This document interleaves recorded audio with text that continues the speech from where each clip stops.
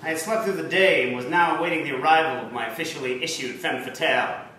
It was the night of the annual Private Investigators Investigation Competition, and this year I was going to win it. My hair was combed, my nunchucks were ready. All I had to do now was wait for that fateful... knock. Hello, Mr. Hammer. I hope that you can help me. I don't know where else to go. From the moment she walked into my office, I knew it was going to be a long night.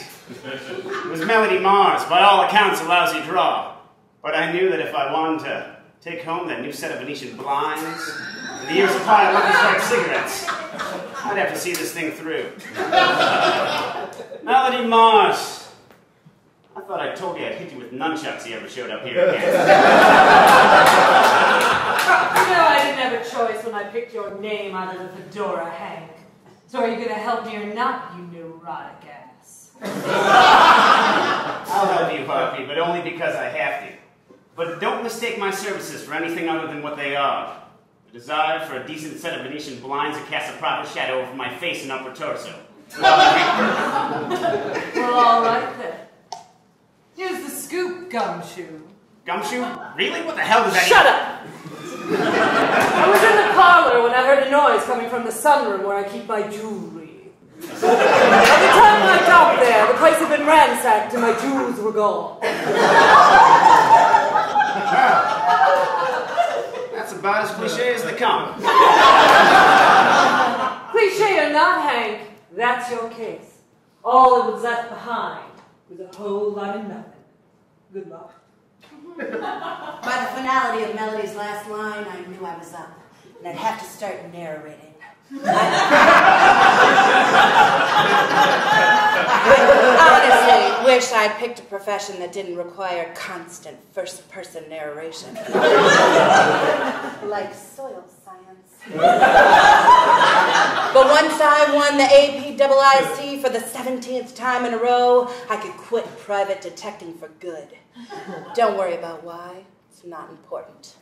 All I had to do was wait for my client's dramatic entrance. Good to see you, Sam. Well, I'll be damned. Edith Alton, that's 17 years in a row you've gotten me.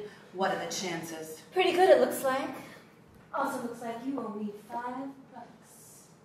But that can wait. What's there to get down to brass tacks? Works for me. What have you got, doll? It's my jewels, Sam. I hired a goon to steal them back from the person who stole them from me, but something went wrong. The goon never came back, and I still didn't have my jewels. You'd think I'd have more details, but I don't.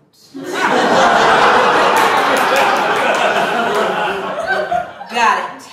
Good luck, Sam. It was as simple as a sizzling sausage on a sunny Saturday. And by that I mean, I knew what to do. I went to check out the place where Edith's goon may have met his maker. It was time to go undercover. I drove over to Melody's place. And as I was walking up to the mansion, I saw some shady character crawling in through a window. Hey, step away from that window, or I'll chuck you so hard you'll... Sam? Hank, what the hell do you think you're doing? You're trying to horn in on my case? I wasn't trying to horn in on anything. But with Sam this close, I could finally take her out and win the APIIC. I can hear you!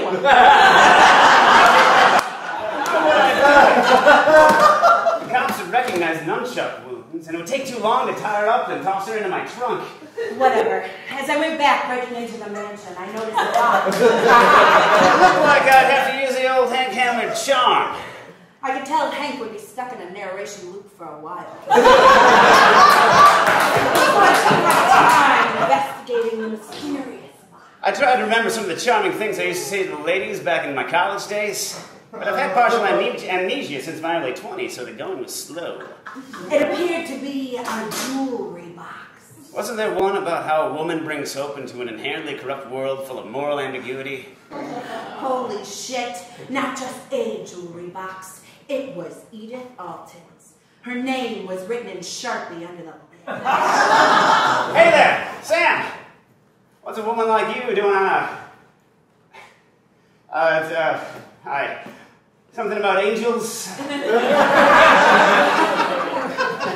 you like a cigarette? You know, I got what I needed, thanks. And, oh darn, look at that, I've stopped narrating. Yes, I'll win again.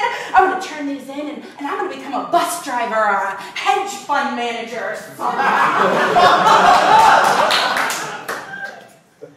As I watched you leave, I realized maybe being a bus driver wasn't such a bad idea. Nobody minds a bus driver that self-narrates because they're on a bus. Because they got their own problems. So for now, I was just a PI. PI named Tank Hammer. PI named Tank Hammer with nunchucks. No matter how you slice it, that's a pretty kick-ass piece of pie.